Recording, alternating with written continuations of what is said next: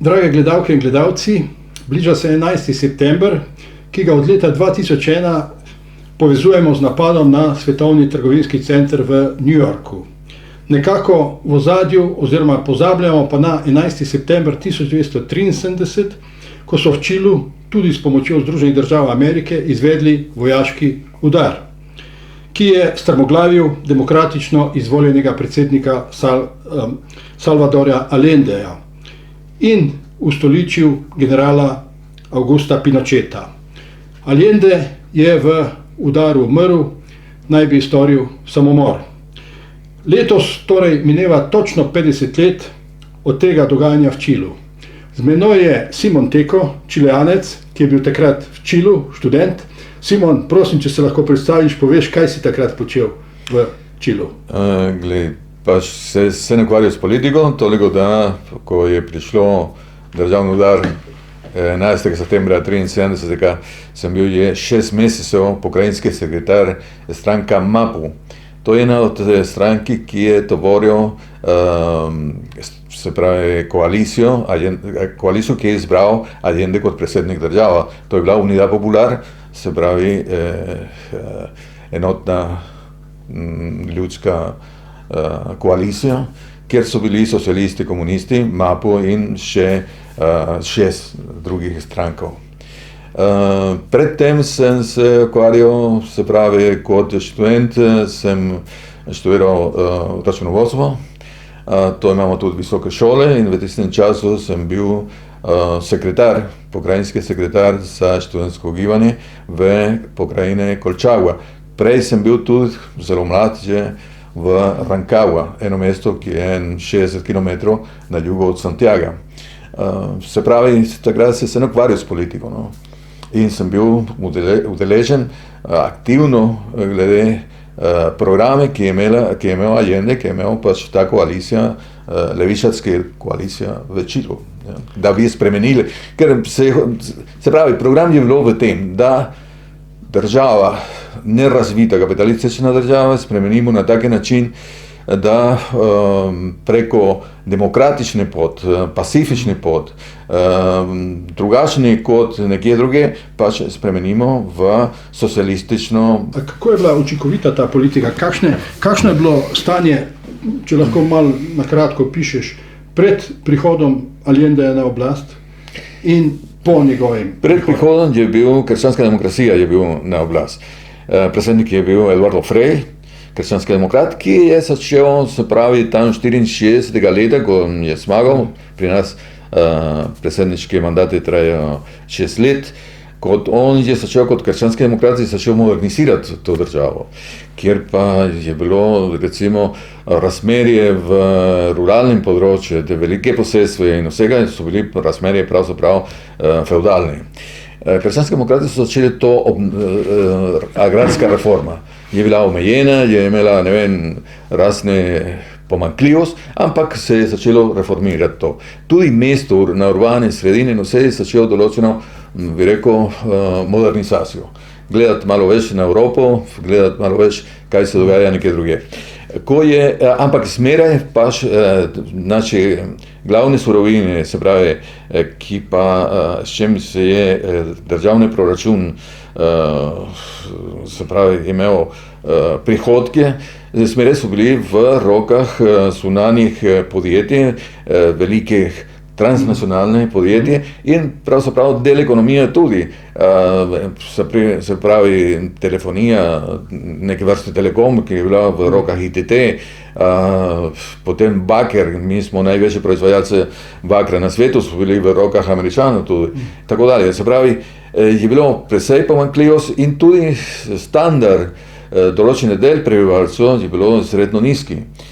So bili težave, ki pa pomagalo je tem, da levica svoj program, svoje 40 točke, ki je predstavljal kot možnost spremeniti to državo v neko bolj razvito državo, socialistično razvito državo, pravzaprav ljudi so sprejeli ta program. Smo zmagali z 36%, kar je pomenilo, da parlament je mogel potem potrditi to vlado, se pravi potrditi Allendevo, to je bilo oktobra leta 1970. Volitve so bili septembra, 4. septembra leta 70. In parlament je to sprejel. Tukaj se je dogajalo marsikaj vmes. Zaradi tega, ker Američani niso sprejeli. Moramo se spomniti, da je bila hladna vojna v tem času. Hladna vojna, ki pa med Američani in Rusi ali Sovjeti takrat pač se so zmenili na taki način, veljalo, nikjer se niso pisali to, ampak veljalo to, da Latinska Amerika pripada Američanom, Afrika in Azije v tistem času, Vietnam in vse ostalo, pa to se borimo, diskutiramo kako in kaj, kdo bo zmagal. In seveda, takrat je bil Nixon na oblast, Kissinger je bil njen državni sekretar za zunanje zadeve in oni od samega že prej, ko je kandidiral Allende, so poskusili preprečiti, da bi zmagal Allende, da bi potem kasneje, kot niso mogli to preprečiti, da preprečijo, da vzame oblast in že so poskusili takrat oktobra 70. leta izpeljati državni udar. In zato so imeli neke skupine, paravojaške skupine, to so skrajni desničari, Patria in Libertad, Domovina in Svoboda, ki pa skupaj z tajne agente ameriške uvedli atentat na poveljnik oboroženih sil, general René Snyder, in so ga ubili. Oni so ga ubili zaradi tega, ker enostavno on ni pristal na državni udar. In od tega naprej so na vsak način poskusili še naprej ovirati, poskusili, da celotni program, celotno vlado, način, kako bi aplicirali te politike, bi ovirali na vsak način. Prvo smo dobili, so zaprli vse pritoke denarja iz mednarodnih fondov. Nismo imeli dostopa do tega. Rusi in drugo niso pomagali, popolnoma nič. To je, ker pač oni niso hoteli se vmešavati v tem delu, kjer so bili Američani. So bili atentate, so bili stavke, se je marsikaj dogajalo. V določene trenutke trgovci so zaprli trgovine in vse in ostali brez vsega, ker Američani po drugi strani so to preko te agentov in razne te stranke in druge pač mobilizirali vse te del družbe. Zakaj so bili potem še bolj razburjene? Zato, ker Allende je nacionaliziral baker, vse podjetje, ki pa, se pravi, rudniki, ki so bili lastniki teh rudniki, enostavno nacionaliziral. In prihodki, celotne prihodki potem so ostali v Čilu. So bili na določene področje so nacionalizirani podjetji, ki so bili v last ameriških transnacionalnih podjetij, ITT in ne spomnim se v tem trenutku, kateri drugi, ampak je bilo en kup. In program je bilo družbeni del, se pravi družbene podjetje, ki na neke oblike državne, da bi delali, ker so tvorili na taki način. Potem pa je mešane podjetje, privatno in se pravi državni kapital in privatni. Se pravi, neka druga zadeva je zelo pomembno povedati. Allende ni spremenil ustavo, ni krčil ustavo, se je držal staro ustavo, ki je bilo iz 1920. Ko je bila desnica na oblast, ki so uvedli to ustavo. In on je rekel enostavno, bomo uporabljali pacifični, mirni pot, da uvedemo socializem. In ustavna ureditev, institucionalno in vse je bilo držano tako, kot je bilo prej. Ampak ta ekonomska in socialna politika, ki je Allende skušal vpeljati, ni odgovarjala Američanom. Ni odgovarjala Američanom, tudi naša desnica ne, zaradi tega, ker so tukaj, naprimer, agrarska reforma. Allende je, se pravi, poglovil te agrarne reforme in tudi delal več sistemi, se pravi, privatni je lahko ostal z 80 hektarjev površine. tisti, ki je bil lastnik, Ja, ker ja. so bili veleposestniki. Ja. Vse ostalo je šlo na neke vrste, bi rekel, samoupravljanje znotraj kmetijstva. Tukaj je bilo, na primer, ogromno sadelati, zaradi tega, ker kmeti pri nas, kaj so vem, so bili del prebivalcev precej zapostavljene. Oni so bili ljudje, ki niso imeli možnost iti v šolo, niso imeli možnost ne vem kaj. In potem ni čudno, da je Allende in da je leva koalicija zmagala na volitvah. Ja, seveda ne. Ni bilo čudno zaradi tega, ker mnogi kmeti, jaz sem pogovarjal, jaz sem delal na tem področju, Ja. in kmeti so rekli, jaz nimam pojma o socializem, ne vem, kaj je marksizem, ker govorite vi, Ja. ampak hočem, da moj sin lahko ima možnost, da gre v šolo, da delamo, da ima stanovanje, da ima zdravstvo, da ima vse to, na neki način bom plačal že zavarovanje in vse ostalo, samo da imamo možnost to delati. Prej ni bilo možnost. Ja? In so obravnavali ta del prebivalstva in drugo kot nekaj, kaj se vem, služniki ali kot je bilo v srednjem veku pravzaprav. Potem bi si imel določen... In to je v bistvu omogočilo vzpon socializma. To je omogočil vzpon, se pravi, da ljudi so podprli to vlado. Leta, mislim, da je bilo 71, so bili lokalne volitve. V te lokalne volitve Allende, se pravi Allende, Unidad Popular, ta ljudska enotnost, smo dobili na volitve, mislim, da je bilo okoli 44%. Kar se je povečalo leta 73, v začetku, ko so bili parlamentarne volitve, tudi smo dobili mnogo več kot prej. Ja? To je bilo podpora. In zdaj, na tisto, ki klasični marksizem računa, se pravi proletari in ne vem kaj, to vidiš enostavno, da to so strukturirani deli, sloj, znotraj delavci sami. Tisti delavci, ki prej so delali za rudarji, recimo, ali tisti podjetji, ki so imeli boljšo plačo, in drugo seveda so bili proti nacionalizacijo, ja? Ker pa so imeli določene, se pravi, ekonomski prednost na ostali del.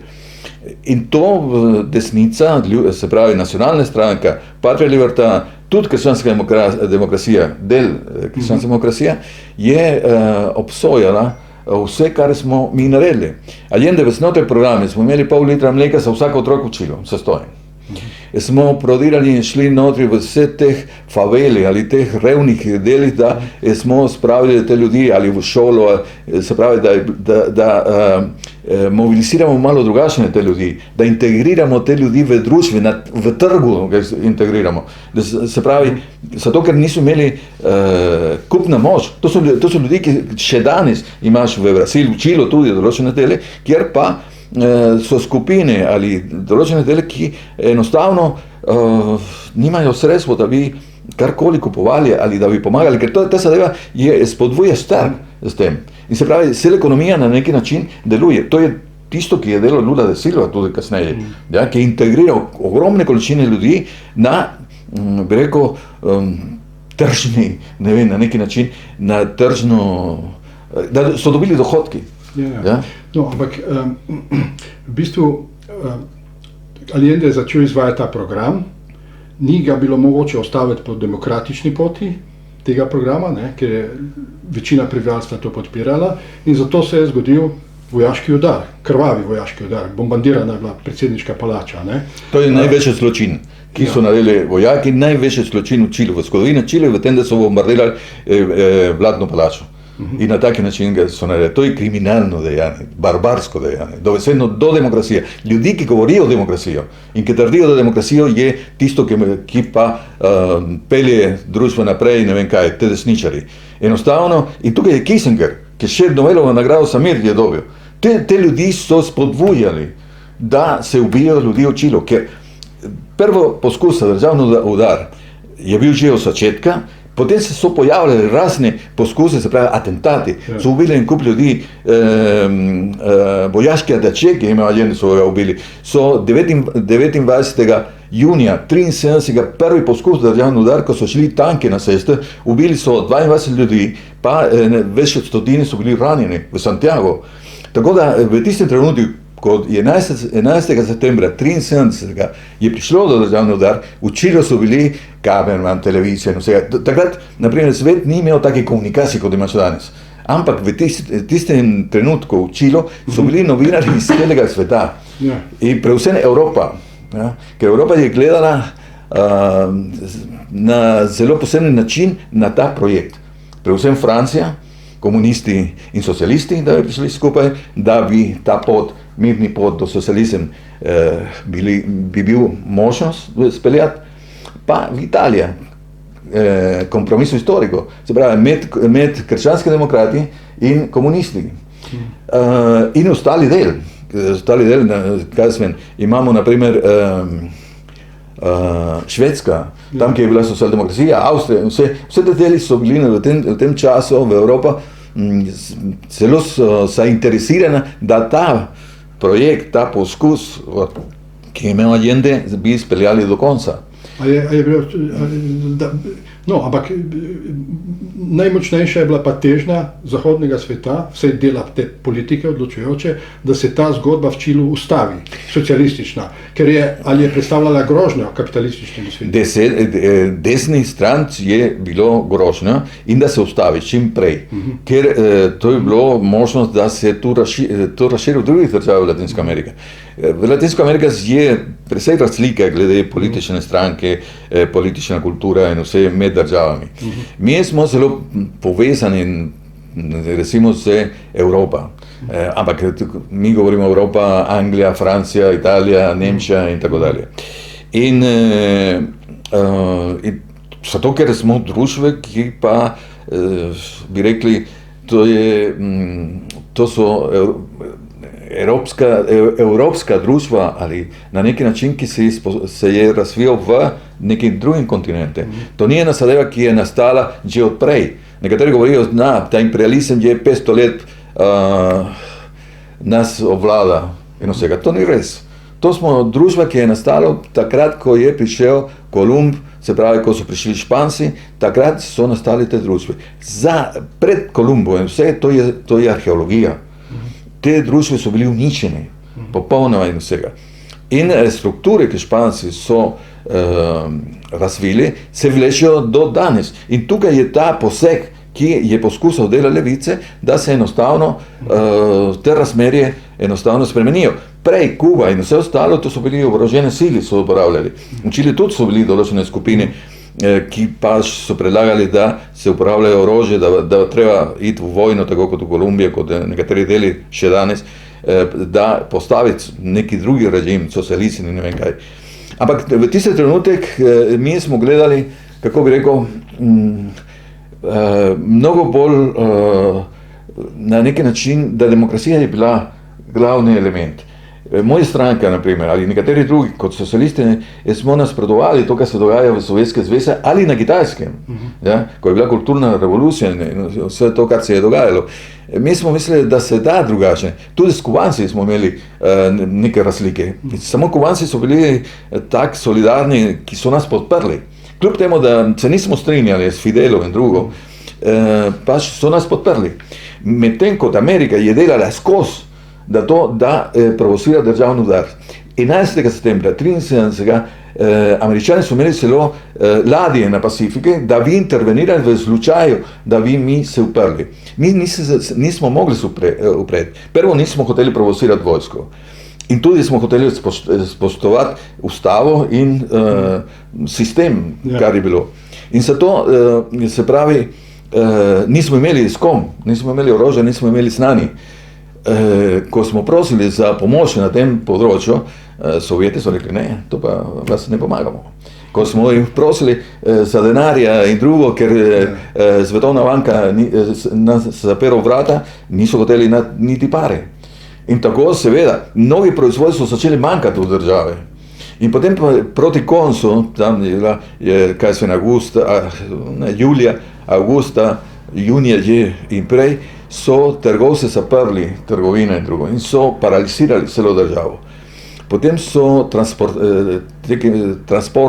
se pravi, podjetje, lastnike transportne podjetje in drugo, kamionov in drugo, so stavkali in zaprli ceste, tako da težko so še oti kamorkoli. To je bilo, oni so hoteli delati kaos, čim večji kaos. Ampak to je bilo že vse po udaru. Ne, pred udarom. Vse to počenjalo. To se je počenjalo, da bi vojska reagirala. Pogoje se je ustvarjalo. Ja, da se ustvarjajo pogoj, da rečejo, kaj Sven, te, ki delajo socialisti in drugo, ne morejo, ne znajo in so, ne vem, vse, kar so nam... Ustvarjalo se kaos, ko praviš. Kaos. Kakšne so bile pa posledice vojaškega udara? Kakšno je bilo potem življenje? Kaj je bilo konkretno se zgodilo s teboj in pa s tvojo družino? Glej, študenti in tako naprej. 11. septembra, kot sem že povedal nekje, v 8 zjutraj sem šel od doma, sem šel v službo. Smo imeli pisarno, s katerim smo delali računovodstveno in sovraževalne programe smo imeli za agrarsko reformo. In to je bilo privatno podjetje, to je bilo čisto privatno, ampak sem se ukvarjal tudi s politiko. Jaz sem šel od 8 zjutraj, sem šel v svoje stanovanje, sem šel ven in nikoli več sem vrnil. Ko sem šel pač na določenem delu mesta, se pravi v glavnem trgu v mestu, so bili vojaki, ki so prevzeli lokalne oblast. Zjutraj. Naenkrat so bili neki koloni, ki so prišli ljudje, ki so protestirali proti državni udar.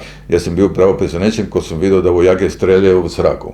So bili par vojaki v tem delu, ki je bila lokalna oblast in streljajo v zraku. Ljudje so bežali, so bili komunisti, so imeli, kaj zvem, te panele proti državni udar, in da je znaki komunistične stranke. Seveda je bilo idiotsko delati, protestirati kaj takega, ko imaš vojak, ki ima metraljes ali avtomatske orožje, ne vem kaj.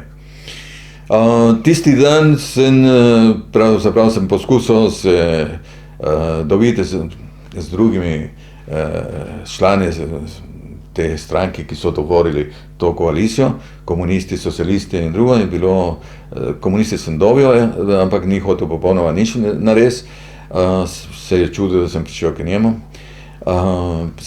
Sem potem zvedel, da sem videl pravzaprav fizično, ki sem vrnil v svoje stanovanje, da so prišli vojaki in so registrirali moje stanovanje, so metali ven plošče, knjige in vsega vraga, prav na cesti so metali, sem videl daleč in seveda sem videl s tem, da me iščejo. Par dni kasneje, ko so aretirali moji kolege, prijatelji so rekli, so bili vsi tam notri, samo eden je manjkal in to so bil ti, ki so bili v kasarni aretirani.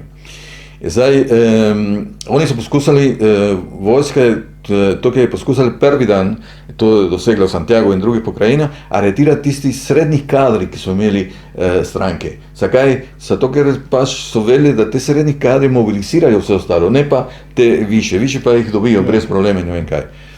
In so delali tako, da samo 11. septembra so v Santiago so bili spopadi, prva zadeva. Na industrijski coni v Santiago s vojsko so bili spopadi, oboroženi spopadi. In so aretirali že 5600 ljudi, to danes poznamo, da oni so pohvalili s tem isti danes večer. Bombardirali so vse antene, radije in televizije, ki pa niso, se pravi, ki so podpirali vlado. Ja, ki so podpirali vlado, so ostali samo te, ki pa so podpirali državni udar, te desničarci. In to so bili tudi novinari. V 17 let, ki je bil diktature, so bili 37 novinari. Ja. Tisti dan je ostal samo Radio Magallanes, zapravo spomnim. Jaz sem prišel v pisarne, tam, kaj sem 8:30, nekaj takega, sem mogel iti okoli, ker tam so streljali, v glavnem trgu, kjer sem mogel iti čez, tako da sem šel okoli pisarne. Sem prišel notri, pa enostavno smo rekli, kaj imaš kakšen dokument ali karkoli, ki je bilo košljivo in ki je bilo treba uničiti in drugo. Pa jaz sem mislil, da nima nič, pa moj kolega in partner v podjetje pač me pravi, pa imaš neki paket notri v gled, kak je paket, pej pogledati. Enostavno sem imel od Mao Zedong rdeče knjigice, ki pa te je poslala ambasada, mi nismo imeli nič s tem tega, ampak da so poslali cele pakete s temi knjižnice, ki je imel modrost od Mao Zedonga. To sem mogel nišati čim prej, ker nismo vedeli, kaj delati. Potem ljudi, ki so delali z nami, smo rekli, pejte domov. Moj kolega, ki je bil direktor firme, je rekel, jaz ostanem tukaj, nimam kaj se bati, nisem delal nič hudega in ne vem kaj. Je bil član stranke, Mapu tudi, starejši od mene, ki pač tudi se obnašal takrat in še danes, ko je moj starejši brat. Ljudi, ki pač se pravi, ima zelo dobre odnosi. In pač smo poskusili, so potem pa, jaz sem imel brado, pa berke, pa dolgi lasje. Ja. In potem, ki sem poskusil, se pravi, kontaktirati, in ki me ni radilo kontaktirati z vsemi ostalimi voditelji, regionalni voditelji, levičarski, enostavno sem šel k neki sorodnika od Juan. In tam je bila svakinja in me so skrajšali lasje, brada me so dali stran, se pravi, in pa barvali lasje, no. Ker sem bil rdeči lasje. In oddaleč me so že prepoznali, tako da se nekaj bilo treba delati. Sem bil malo drugačen, no? Ker nekateri me niso poznali. Vizualno si se spremenil. Vizualno si se spremenil. Ja, ampak sem ugotovil, tisti dan sem ugotovil, da moram ven iz mesta. Ker mesto je majhno. To je središče kmetijska regija, ki imajo ogromnih kmetij in vse to. In urbani del je urbano-ruralno na neki način. To je mesto 60,000 prebivalcev, še danes je toliko. Ogromne hiše, stanovanje in drugo, to so nekaj posebnega. Ne videti se od zunaj, da bi bilo ne vem kaj, pa kako prideš tam notri, pa veš, kaj imajo. In se pravi, nisem imel prevelike možnosti, da se skrivam tam, tako da ta moj prijatelj, Juan, me je rekel, pa pejde z mano na moje stanovanje. On je vse familija, se pravi, žena in dojenčke so imeli, potem pa sedel je voso, žena je bila zraven in so dali meni dojenček, da sem ga jaz držal. Smo šli, seveda smo na prvo patruljo takoj naleteli, so nas ostavili. A je vojska imela spiske ljudi, ki jih je ja, vse, po radiju so nas... Torej ti si bil na tem spisku? Sem bil na tem spisku, ne samo na tem spisku, na radiju so jih dali, da se moramo predati. Da se moramo predati, no. In da smo, kaj smo teroristi, da smo ne vem česa, ne vem kaj. Sem šel v tisto patruljo, tisto kontrolno točko, pač en vojak, kaj pa vem, da je gledal notri, glavno kot ta mala, ki si je ostavil avtomobil, je začela se jokati. Ja, tako da so rekli, naprej. Hvala Bogu, sem prišel do se pravi, naselje, ki je živel ta moj prijatelj s familijo. In pač tam drugi dan sem doživel tem, da so odkolili celo naselje, ki je bilo eno novo naselje, Nancagua se imenuje to mesto, so odkolili celo naselje in začeli registrirati, se pravi, pogledati vsako hišo in ne vem kaj. Sosed od mojega prijatelja, drugi je bil krščanski demokrat, znan krščanski demokrat, ampak je nasprotoval državni udar. Rekel, to pa ne more biti. In enostavno me je videl prej, jaz sem ga poznal, je prišel od te stanovanje, kjer sem bil, in je rekel, ti pejt k meni, ker drugače te bodo aretirali. In sem bil k njim, se ne skrival v njegovo hišo, pravzaprav notri, on je bil zunaj in je kričal proti Allende, proti komunisti, kriminalci, ne vem kaj, gor dol. Vojaki so registrirali hišo od Juana so drugi dan se mogel pokazati v kasarno, mogel iti, tam so ga aretirali potem. So, kaj sem vem, presej pregledali, to hišo, ki sem bil jaz skrit, pa ne. In da je bilo presej savavno, te pravi, taki ljudi pač redko dobiš, da ti hočejo pomagati, se pravi, ne spadajo med temi kriminalci in drugo. No.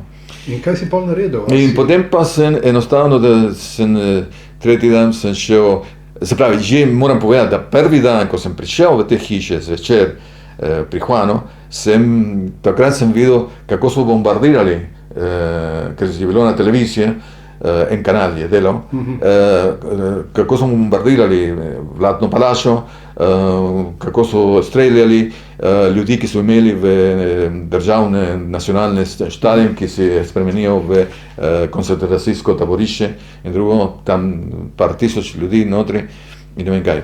Tretji dan, ki sem bil v tem delu ven iz San Fernando, sem šel meso. Nekdo mi je poslal me prenesel en papirček, kjer pa me prosijo, če grem na neki sestankov v notranjost pokrajino, proti pacifična obala. Na tem delu.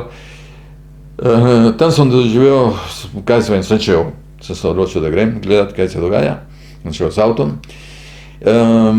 Nekje me so ostavili in to je bilo policaje, karabineros, ki imajo pri nas. Je bilo samo enega, tam je imel rampo spuščen, kam greste, ne veste, da je policijsko uro, da je to in drugo, sem rekel, jaz delam, imam tukaj pa, ker smo imeli te kmetije, kjer pa smo dosti krat se oglaševali. Sem rekel, pa še grem vse o podatke, ki sem imel dokumente in ne vem kaj, in me je pustil naprej. Takrat niso bili take komunikacije kot danes, jaz sem prav bal, sem tam mislil, da je konec s mano. Na koncu sem šel naprej in sem prišel na ta sestanek, ki je bilo v nekem hribu, v en gozdišču, ki je bilo 150 ali ne vem, ljudi iz okolice. So imeli lovske puške in dinamita. In je bil ta en od teh kmetov, ki sem dobro poznal, ki on je vodil tega, je zdaj pa, ko me je videl, me je rekel, kje so drugi? Kakvi drugi? Sem rekel, da niso venga in ne vem kaj. Mi smo pripravljeni, povejte kam. Oni so mislili, da pridejo še enote iz juga, ki bi hoteli se pravi preprečiti državni udar, kar ni bilo res. Se smo pogovarjali, jaz sem imel neko znanje v te zadeve in sem rekel, gledajte, nimamo kaj, prosim, lepo, pejte domov z puškami in take zadeve ne bomo popolnoma nič naredili, to je vojska, ki ima pač take oborožitev, da ne moreš, vi nimate znanje, nimate ljudi, ki bi, ne vem kaj. In po 2 uri tam debatiranje, ne vem kaj, so šli. Potem sem prišel, ko sem prišel nazaj v Nancagua, sem prišel z avtom po okolici, ki sem zelo dobro poznal te kraje, še danes. In sem prišel, mi so sporočili, da tega kolega, se pravi Juana, so ga aretirali. Je stal aretiran v kasarni v San Fernando. In to je takrat, ki on potem mi je povedal, kasneje mi je rekel, so bili vsi, samo eden je manjkal, to so ljudi. In nekaj sem dosegel, da nekdo me je peljal na eno drugo postajo, miškeno bolj na severu, na majhna vas, ki vlaki so ostavili, in sem šel na vlak. Ni bilo novenega, sem imel kratki las in drugo nič me ni poznal, sem sedel in sem prišel v Rancagua, tam, kjer sem jaz delal del osnovnega šola in srednjo šolo. Sem imel prijatelje, sem imel kaj sve stare starši, so bili tam, od mamine starši. Ampak nisem mogel dolgo. Takoj so prišli nekateri me opozoriti, da vejo, da sem tam in da moram naprej.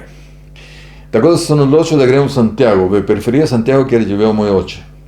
In sem prišel tam in sem rekel, oče, pomagaj me, pač se ne bom predal, ne bom se predal, sem rekel, nisem naredil nič krivega in ne vem kaj.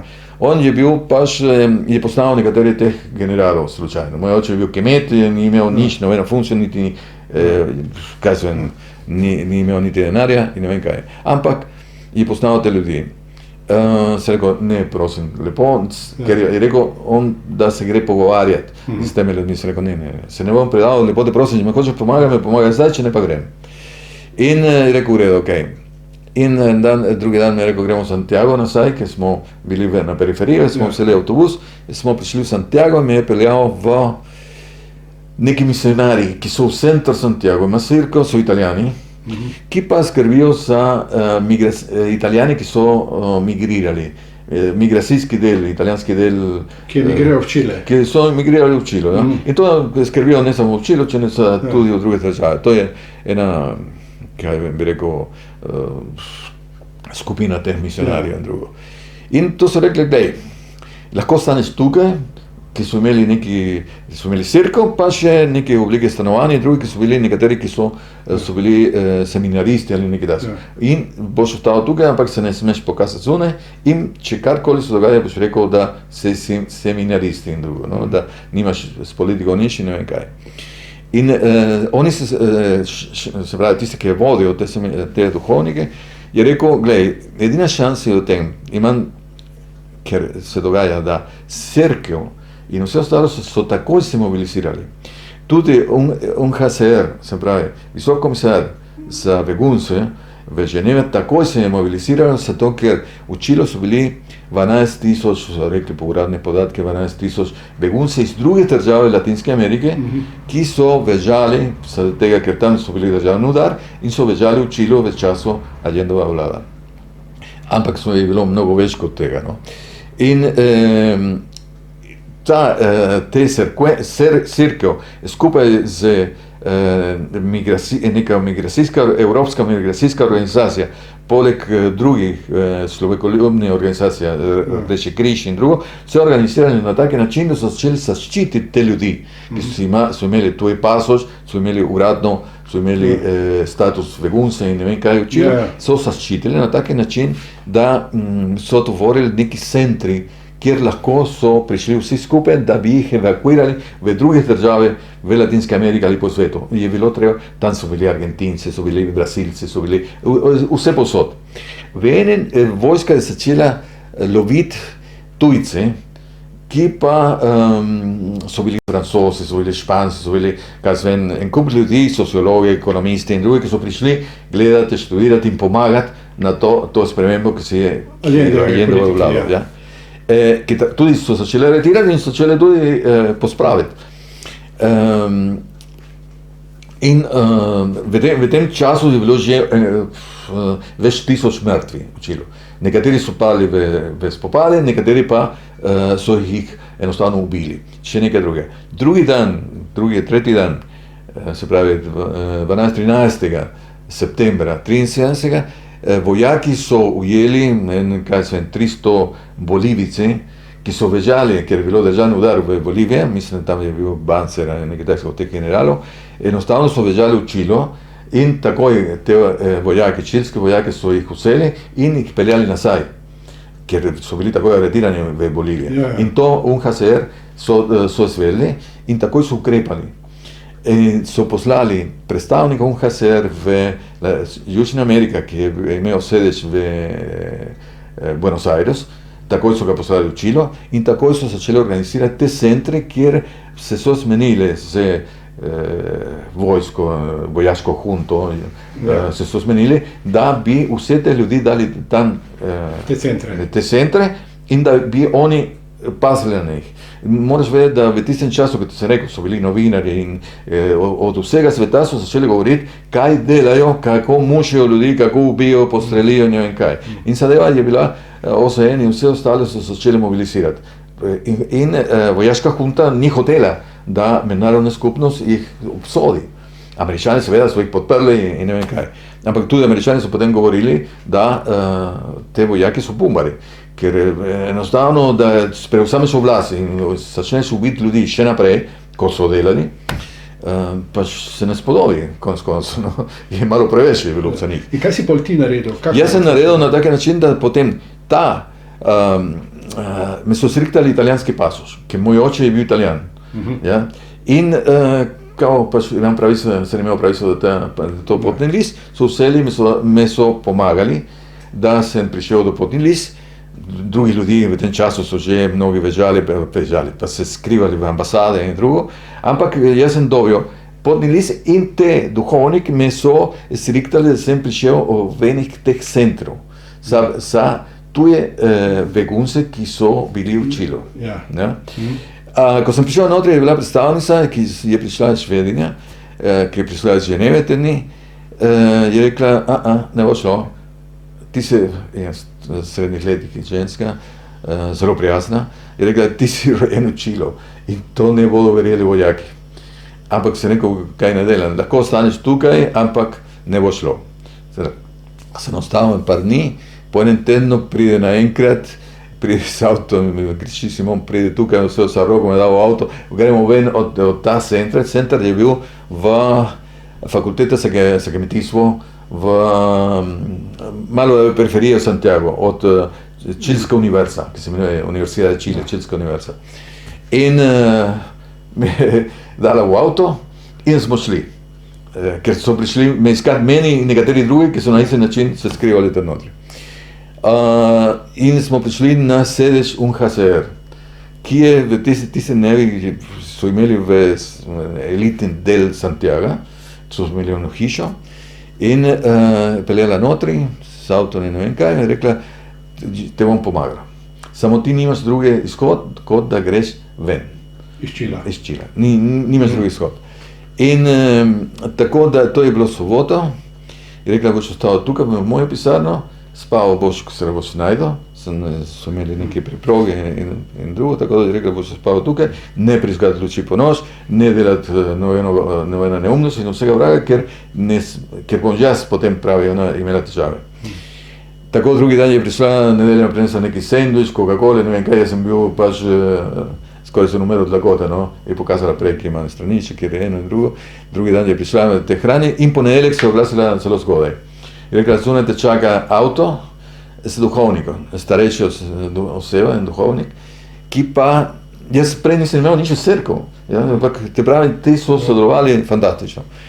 In je rekel, gor me ne povedati novene tvoje zgodbe, ker to je za varnost zati in sami, je na tak način, kje jaz že vem, da zaupam te ljudi, ker delamo skupaj, pravijo o UNHCR in drugo, ker cerkev začela se premikati, da rečuje življenje tam.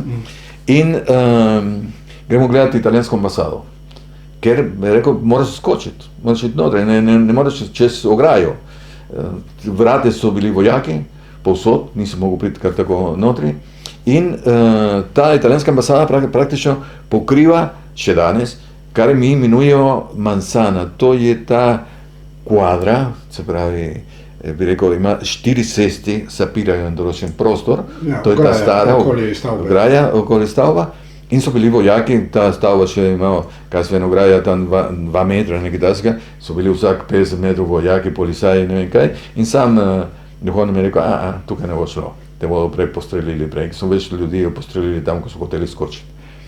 In pa potem smo šli naprej, kli so se ustavili nekaj telefonske govorilnice, kli so po telefonu, in rekel, gremo v švedske ambasade. Švedska ambasada je bil Harald Edelstam, ambasador, ki je prej prevzel pod švedske sastave vse, se pravi, stavbe in vse, kar so imeli Kubanci. Ker Kubanci se so spopadali oboroženo z vojsko, čilsko vojsko, ker je hotela čilska vojska okupirati te ambasade in vse ostalo, in oni so upirali tam notri. In to je bilo zraven njegove stanovanje od Harald Edelstam. Tako je interveniral in on je bil fantastičen od vsega. In tako da vse te lokali, te ustanove, se pravi stavbe, ne stavbe, so bili pod švedsko sastavo. Ja. In tako da duhovnik me je peljal na eno te stavbe, kjer je bila trgovinska, kako bi rekel, trgovinsko predstavništvo Kube. Stavba, ki ima 5 nadstropje, lepa moderna stavba, v kotu 2 sektih. Ja. Tu je ni varovala vojska. Počakaj.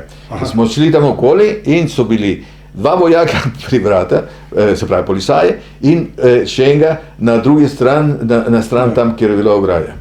In smo šli naprej in me pravi, malo pogledal, rekel, če se upam, se rekel, bom. Gremo nekje druge. Pa je šel spet na eno telefonsko govorilnico, se je zmenil, ne vem kako in kaj. Me rekel, želel vse najboljše, me je pustil v eno cesto stran in pač me rekel, pejt pa skoči notri, te čakajo, me je delal en skic, te čakajo tak in take okno od začetka, te čakajo. Tako da pejt tam notri. Sem šel in sem videl še, veš, da v Pločniku so hodili ljudi, ponavadi niso pustili, vojska in drugo, da zraven ambasade bi hodili ljudje, zraven v tistem pločniku. Tukaj pa so.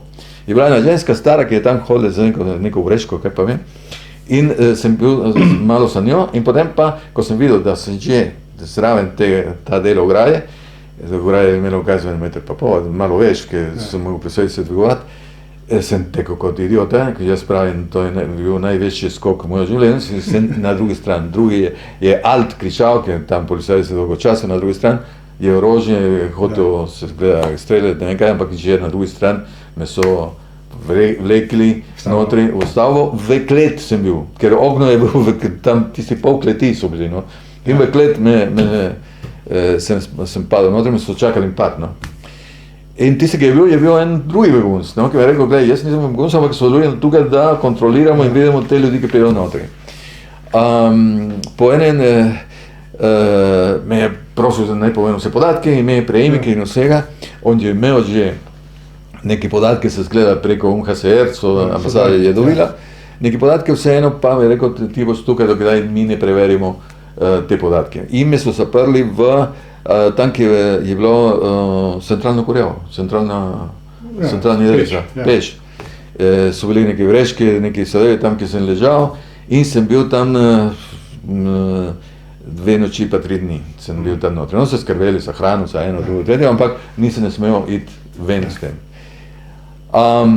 Potem pa tretji dan je prišel en diplomat, švedski diplomat, in je rekel, gospod Teko, vi ste pod našo zastavo. Vi ostanete tukaj, lahko greste ven in ne vem kaj, smrlel sem kot ne vem kaj, lačen sem bil, pa sem zdravil, sem bil že obupan sem bil tam. In potem seveda se ne sprejel, mi so pokazali red, ki imajo način kako in kaj in ne vem kaj. Vmes, kasneje, mnogo kasneje, se nasvedel, da ta moj prijatelj Juan je v tistem dnevi so prišli pravi 2 nuni in so vprašali zate. In potem, ko so vedeli, kdo sem jaz, pravi on Juan, me so rekli, da prijo preveriti tak in take podatke. Juan je rekel, ja, preveri, on je bil pač tak, inače je bil sekretar stranke, so bil en in ga išel, ne vem kaj. In da nujno rabi, da ga ščitite. In tako so preverili moje podatke tam v tem stavbo. Zvečer prvi dan je prišel Haranens tam z indijske ambasado, imel tako bele lasje, pa bele brade in ne vem kaj, kot en duhovnik drugo, ki je prišel. Ker so imeli vsak večer, spodnji del, se pravi, v pritličju, pravzaprav je bila ena, kaj sem kot dvorana majhna, kjer so imeli neke kulturne programe, pogovore in drugo, zato ker je bilo treba se relaksirati, zadeva ni bila lahka, tam so bili, ko sem prišel jaz, 90-100 ljudi, nekaj taska, potem smo prišli do 300, no, ki je bilo presej. Vse v tej, 300 vas je bilo v tej stavbi? Ja. In čakaj, tukaj je prišel, se smo pogovarjali in potem Haranens tam je rekel, da samo ime in prejemek in da sem po začeti švedska država. Zdaj, ko sem bil tam notri, oni so mogli prositi za salvokondukto, to je neko dovoljenje, ki ti da ministrstvo za notranje zadeve učilo. Te dovoli, da greš s tem papirjem, ki ima tvoje slike in tvoje podatke, da se pravi ime, prejemek in starost ali kaj pa vem, kaj je bilo, in s tem greš do letališča, se pravi, te peljejo do letališča. Zdaj, od začetka, se pravi, Haranens, ta ambasador, ki dejansko se naredi spomenik njemu, je začel, ni dovolil, da vojaki mu vzamejo ljudi in začel prinesiti notri tudi v prtljažniku, v svoj avtomobil in začel reševati ljudi. In je imel notri v ambasade zelo iskani voditelji, ne vem kaj, in ni hotel predati nobenemu. Celo takrat, kot ena Urugvajka, ki je zbolela, ker so bili tudi tujci dosti tam notri, zbolela, rak je imela, in je rabila nujno, da bi bila hospitalizirana, on pa jo peljal. Vojska je hotela jo ugrabiti. On se je vrgel gor in je kričal, da to, kje on se dotika, to je švedsko. In je delal vse v halov. Reševal je 54 Urugvajci, ki so bili z določene gibanje, ki tam se so borili že prej, in so bili v nacionalnem stadionu. In so bili postavljeni, da bi v par ur kasneje bi jih postrelili vseh. Samo on je prišel in se je pogajal z poveljnik tega dela stadiona, ki je imel čez te ljudi, ki je imel tudi ukaz, naj postreli vse te ljudi, se je pogajal na taki način, da jih je rešil. Ta poveljnik so potem njega so postrelili, so ga ubili. Ja? Tega zato, ker je pristal na zahteve tega ambasadorja. Na koncu je bilo zvedelo tako, da so ga nagnali, se pravi, razglasili sa persona non grata. In od začetka decembra nagnali, se pravi, odpotoval. Je bilo fantastično, res je, on je bil z nami 2-3 krat na teden, je prišel, ker je šel vse, so imeli 3-4 stavbe, kjer so imeli begunce. Vmes me so prosili, ko on je šel, je prišel generalni konsul v Rio Janeiro, mislim, da je bil, je prišel v Čilo namesto njega. Vlada v Švedska je bila Palmer, ki je bil socialdemokrat, takrat, ki potem so ga ubili. Oni so imeli, vse skupaj so imeli menda številko 700 ljudi, da lahko potujejo na Švedskem, v Stokholmu. In med njimi si bil ti? Med njimi sem bil jaz, ampak ta nov predstavnik, švedski predstavnik me je prosil in rekel, glej, ti imaš, vemo, da imaš italijanski pasoš, imaš italijansko državljanstvo, mi rabimo čim več ljudi spraviti na Švedskem, samo imamo omejeno številko, tako da te vi prosiš, da ti greš v Rimu, mi te spravimo v Rimu na neki način in namesto tebi gre v Stokholmu gre en drugi, ki pa rabi, da gre tam.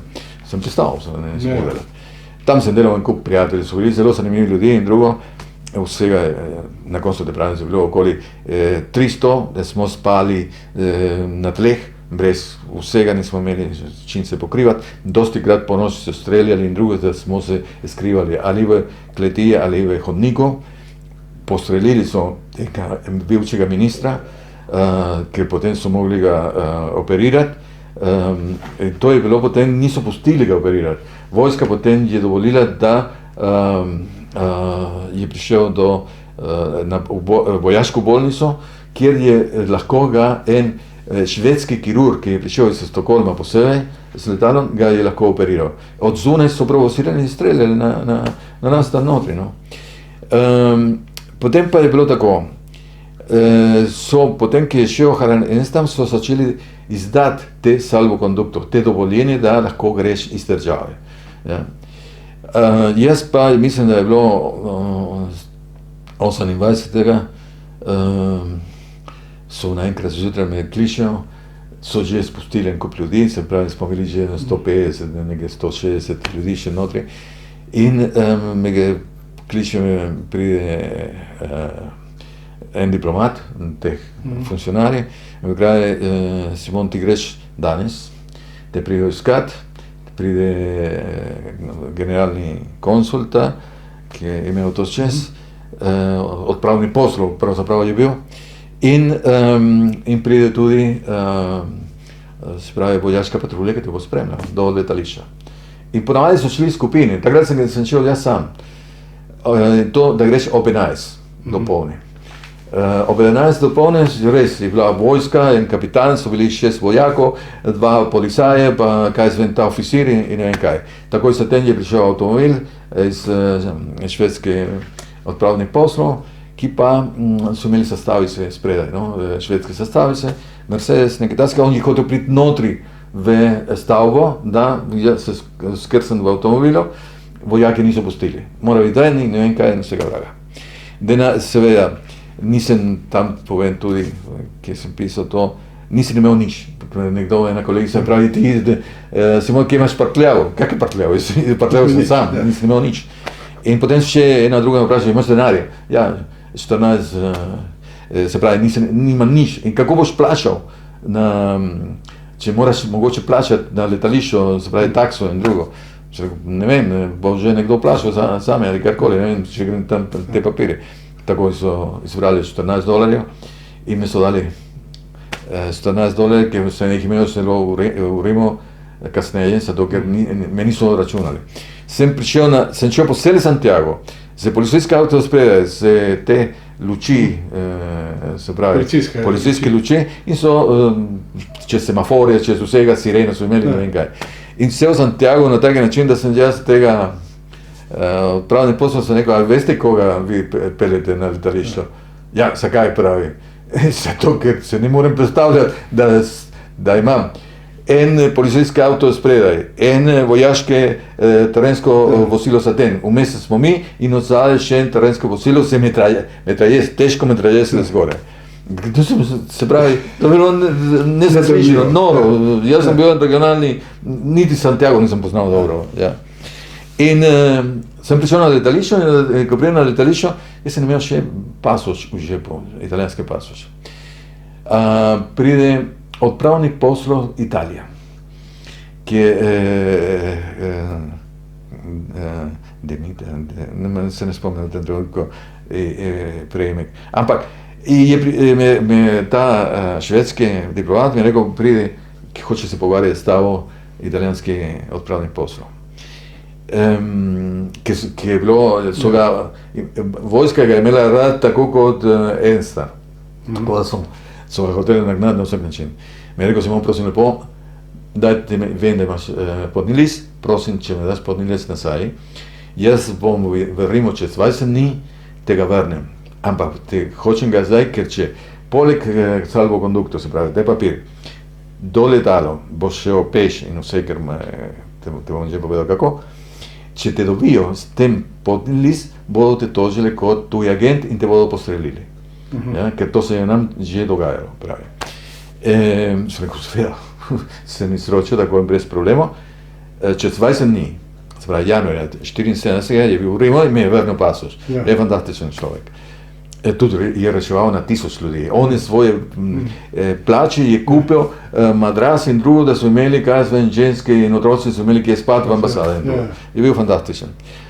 In potem pa seveda si šel čez policijske kontrole, si pokazal tisti papir za sliko, si se slišal vse mogoče, so bili tam z rdečim križom na drugi strani, ki ti so potem pokazali, kje se moraš postaviti, ki so bili vojaki, kateri je tvoj let. In so rekli, vi imate let Santiago, Buenos Aires, Dakar, Frankfurt. Jaz sem rekel, dobro, grem ven, da je vseeno. In potem se postaviš na vrsto, ko je bilo vse polno, sem videl, da je en kup ljudi, ki so prišli iz italijanske ambasade tudi. Ko smo hoteli do letala, peš, mogli, drugi so šli z avtobusom, nas so peš, so bili 2 koloni vojaki, ki so imeli valjoneta, puško in vsega, ki so merili proti nas v sredini, smo mogli iti po tisto sredino.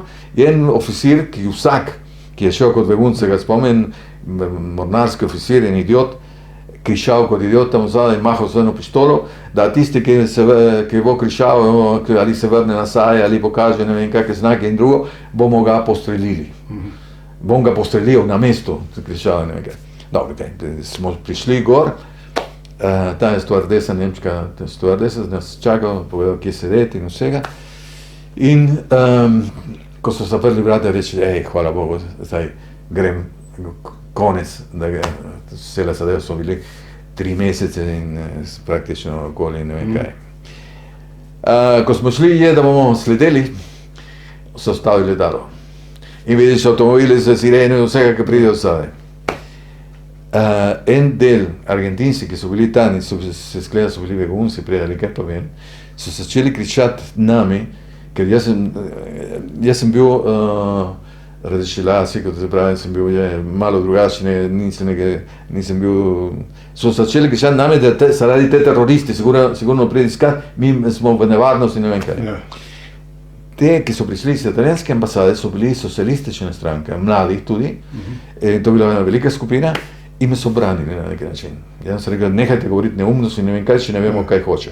Ostavijo, so odprli vrata, pa je prišel eden iz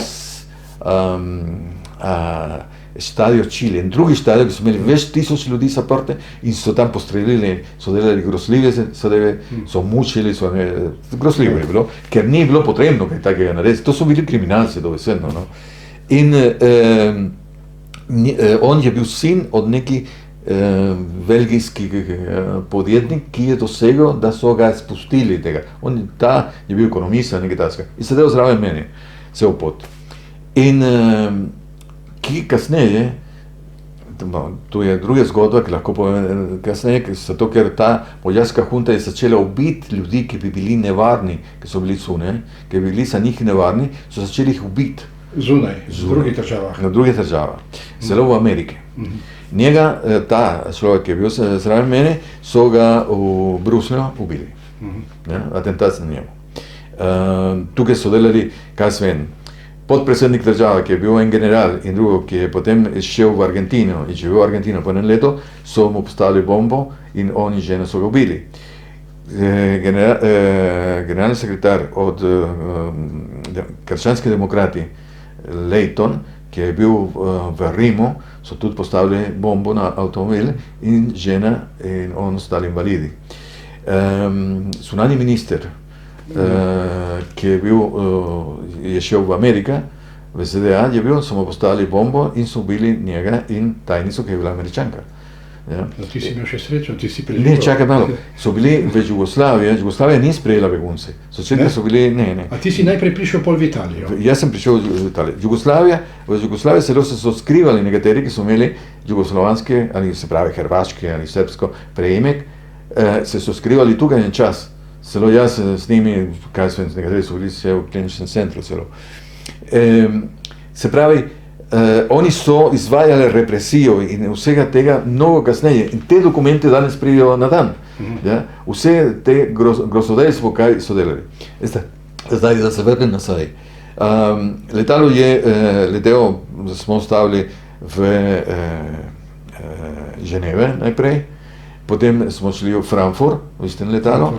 V Frankfurt ni mogel pristati, je bila ena močna nevihta in letalo je šel stran in ne vem kaj, ljudi so kričali za neko hudiča. Samo zdaj me manjka, da te me niso dobili, zdaj pa... In sem šel na Köln, se pravi kolonija Köln v Nemčiji. In tam smo bili Rdeči križ, ki so nas sprijeli, so nas dali v moj hotelu, to je bilo prvič, ki sem spal v eno posteljo po toliko meseca. In potem drugi dan so nas dali v neko letalo, da smo prišli v Rimu, v Fiumicino. Tam tudi Rdeči križ in uravnavo in ne vem kaj.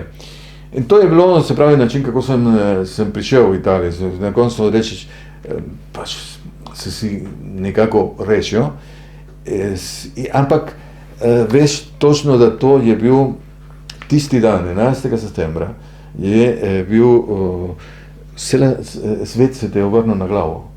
Si pustil mnogi ljudi, ki nikoli več si videl. Punco nikoli nisem več videl. Očeta nikoli več, ki je umrl 75 leta. Se pravi, tvoj svet se je spremenil.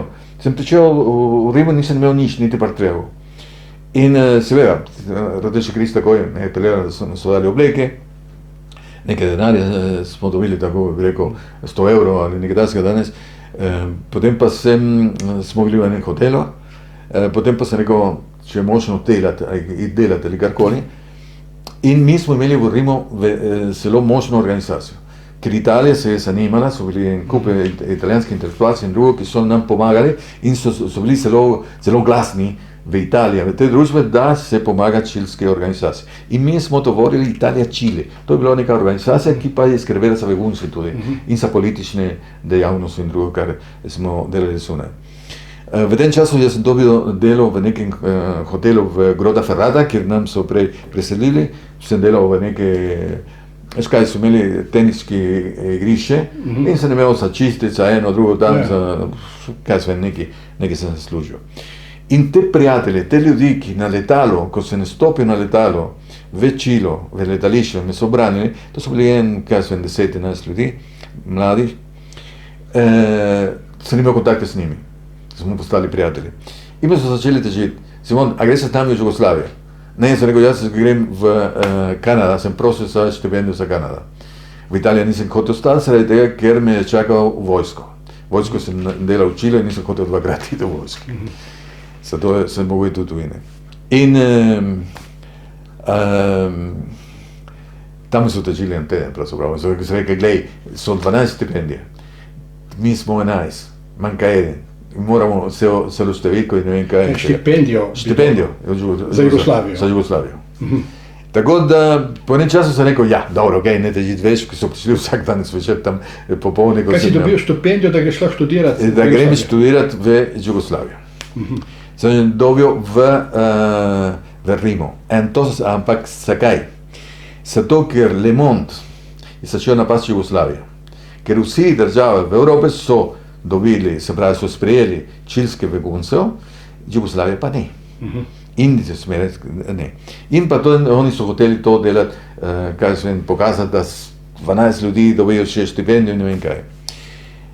Po enem mesecu, se pravi, ko sem pristal, podpisal in ne vem kaj, spise, ki so imeli te kolege, ki so bili socialistične stranke, sem dobil povabilo na ambasado, da razgovor in tako dalje. To so bili seveda iz notranje zadeve, so nas slišali, kaj delamo, kje smo bili, kaj je eno, drugo, tretje, so rekel, pa vprašate naši voditelji stranke, ki so zunaj, ne vem kaj. Če smo znali uporabljati orožje, če smo za eno, pa drugo, pa vsega vraga. Tudi po 6 mesecev potem smo dobili karto za letalo za Beograd. Jaz sem skoraj zamudil letalo, so mogli peljati po sebi, ne vem kaj je bilo, sem zamudil cela zadeva. Smo prišli v Beograd so nas peljali v Banja Koviljača. Banja Koviljača je na drugi strani Loznice, tam, ki je Drina v tistem delu, to je en del, ki imajo. Tam pa so imeli kao hotel za OCN ali iz OCN, kaj pa vem, nekaj taska. Tam so bili včasih, so bili Palestinci, da so nas povedali prej. Glavno, da so nas peljali tam in so nas pustili tam, so rekli, pa boste čakali, ko bo to potrebno, bomo vas poslali v različne republike, različnih delih po Jugoslaviji. Jaz po enem mesecu sem rekel, gledajte, delo, smo prosili, da nam pustite delati, da gremo nekje delati. So rekli, ja ne. Potem sem prijavil za te prostovoljne brigade, ki so imeli. To so delo, nekje ena slika, ne vem, kje so te, tam gor se mi zdaj so neke slike. Moram te pokazati potem, od tistih te prostovoljcev. Po tistem času ni prišlo nič, sem šel v Beograd. V Beograd bivši ambasador, čilski ambasador je bil član moje stranke. Naše stranke, MAPO. In, na zdravje. Hvala. In, tako da on me je prepričal, naj ne grem, ker sem rekel, jaz grem iz Jugoslavije, grem nekje druge, in on me je prepričal, naj ostanem tukaj.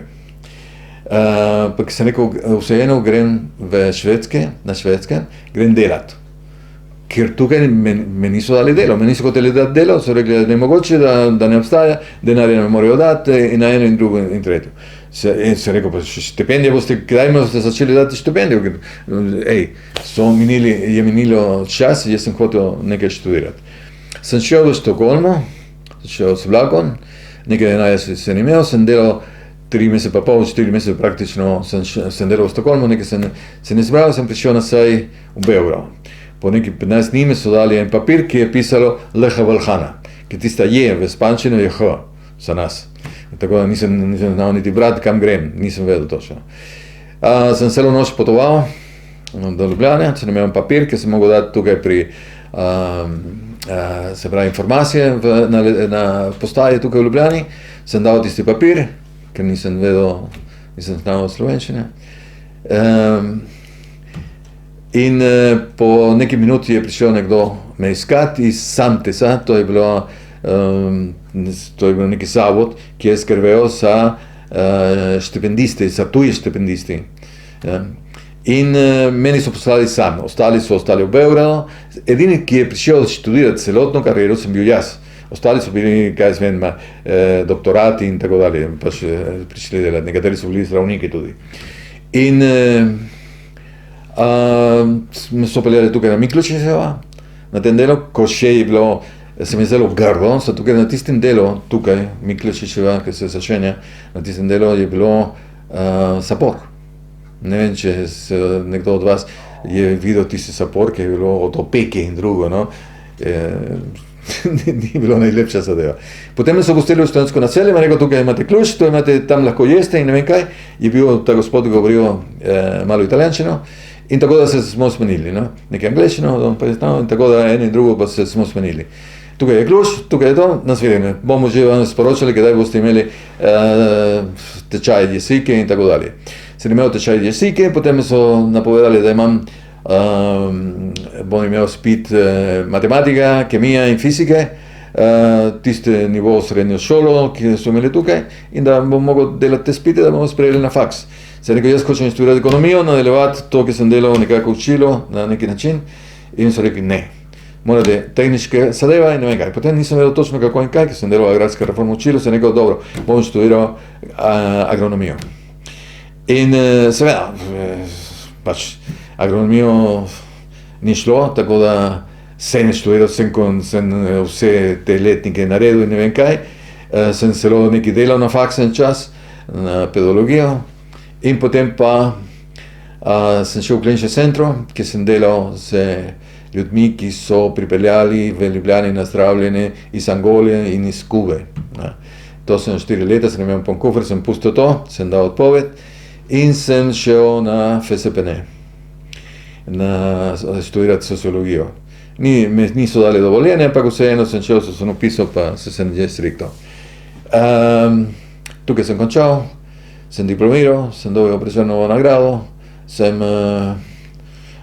in potem pa sem hotel delati, sem imel svoje programe in vsega, ampak ni šlo, tako da vmes me so Španci ponudili službo, ker so začeli te probleme v Jugoslaviji, in sem poznal, kako deluje ta sistem, še ni vedel točno, kaj je samoupravljanje, kaj je eno, drugo, niti da obstajajo toliko in toliko enote, administrativne enote, enota Jugoslavije. In tako da sem delal potem 22 let za španskih časopisov, sem bil dopisnik, prvi dopisnik v Sloveniji za neko zunanji časopis, tuji časopis. No. V Sloveniji si pa ustvaril tudi družino, ne? Ustvaril sem družino. In si zdaj pač v Sloveniji, ne? Zdaj sem dedek, se pravi, bo nekdo sledil, ne vem, neko zgodbo. Je bilo težko, ni bilo lahko. Zdaj, kot veš, sem zbolel za klopno meningoencefalitis. In če me ni ubil Pinochet, klopno meningoencefalitis me ne bo tudi pospravil kar takoj. Ampak Simon, jaz bi imel še eno vprašanje. Reci. Glej, vso to kalvarijo si doživel v Čilu, ne? Ali vidiš kakšne sporednice s sedanjostjo? Namreč videti je, da zahodni svet z Združenimi državami na čelu, ne, sistematično uničuje ali pa napade države, ki jim niso po godu. Od Libije, Sirije, Iraka, ne?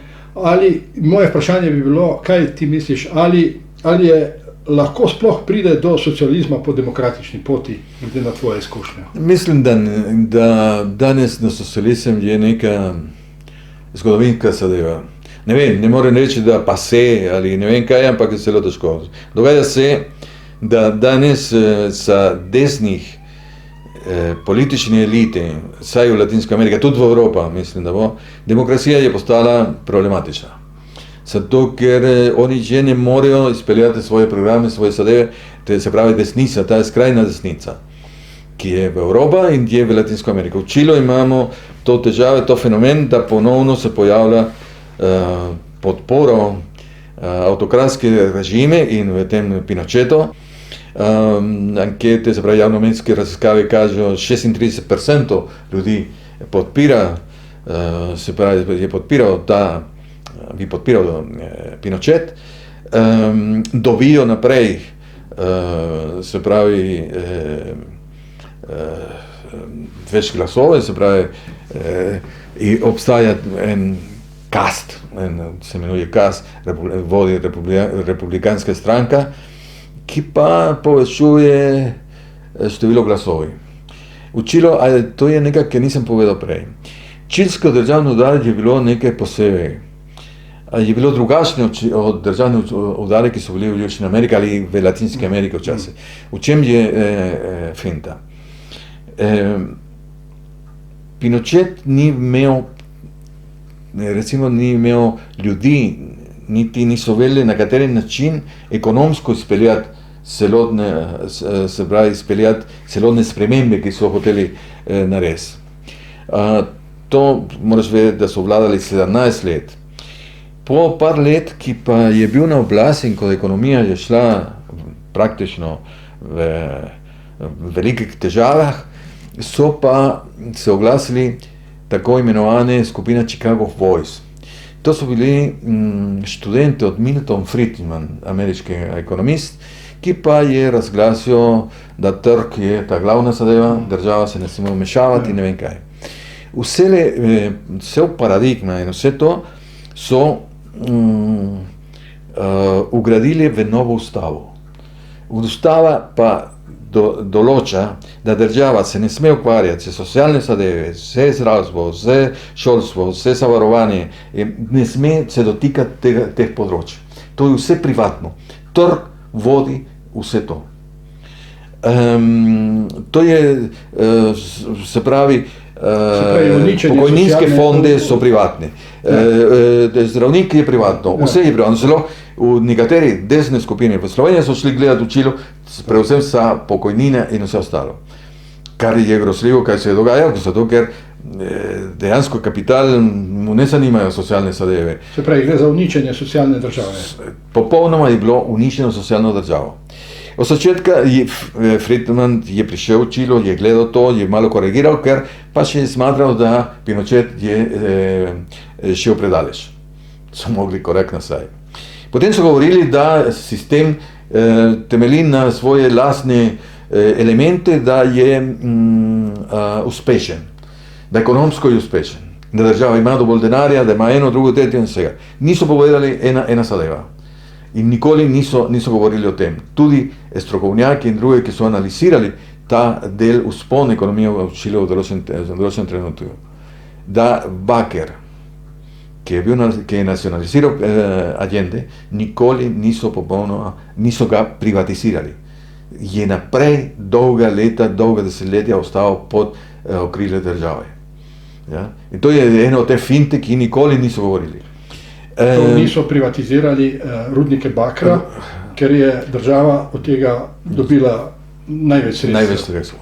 Ja. In potem pa se pravi, je prišlo do tega, da pritiske, zunanje pritiske, tudi kapital je rabil malo večje spremembe in ne vem kaj.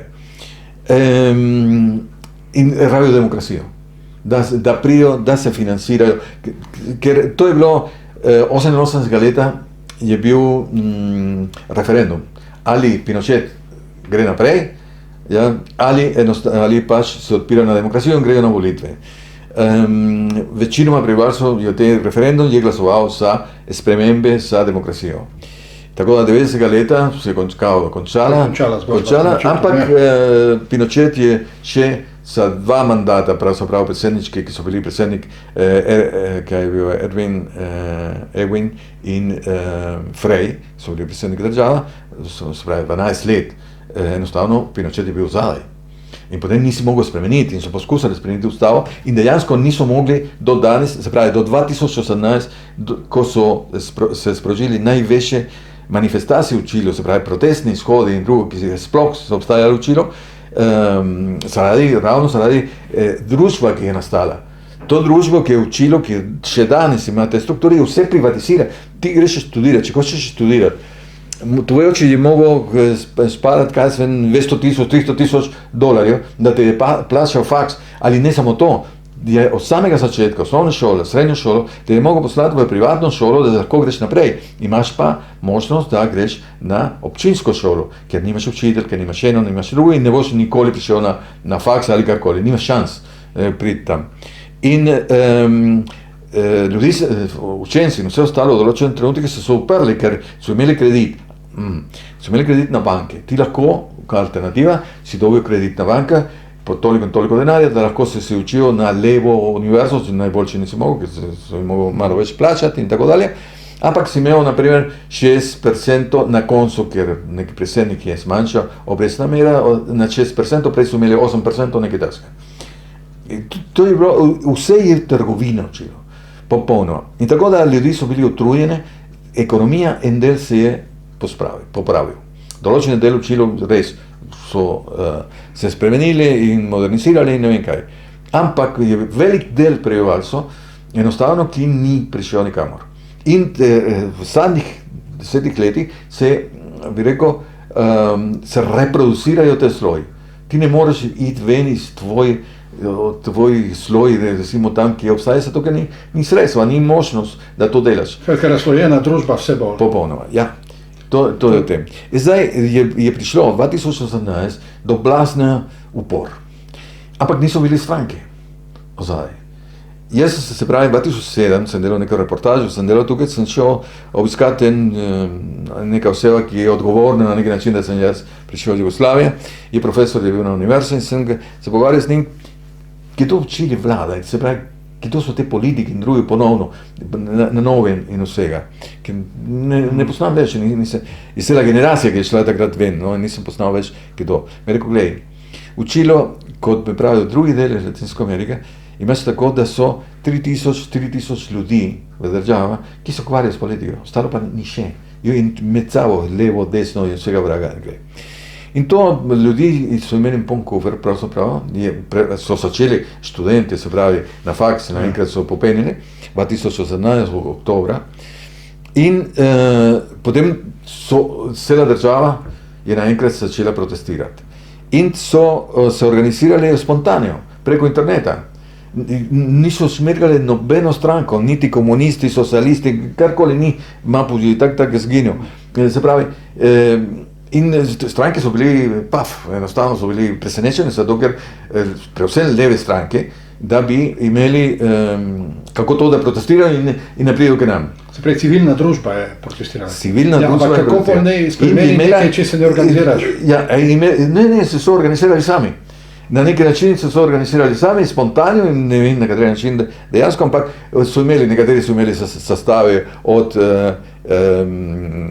Araukanov, se pravi te Indijanci, se pravi te ljudi, ki hočejo svojo avtonomijo, so imeli sestave od podsestave nogometne. Ne, to se združili na tak način, tako so bili njihova simbologija. In ljudi iz četrtih, določenih četrtih, mesta in drugo, in so bili množični protestni shodi.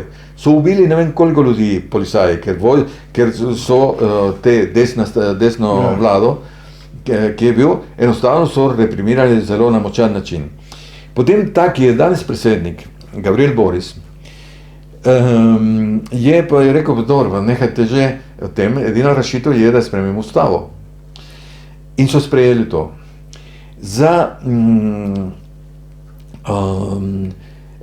In so rekli, pač bomo ustavodajna skupščina to vodili.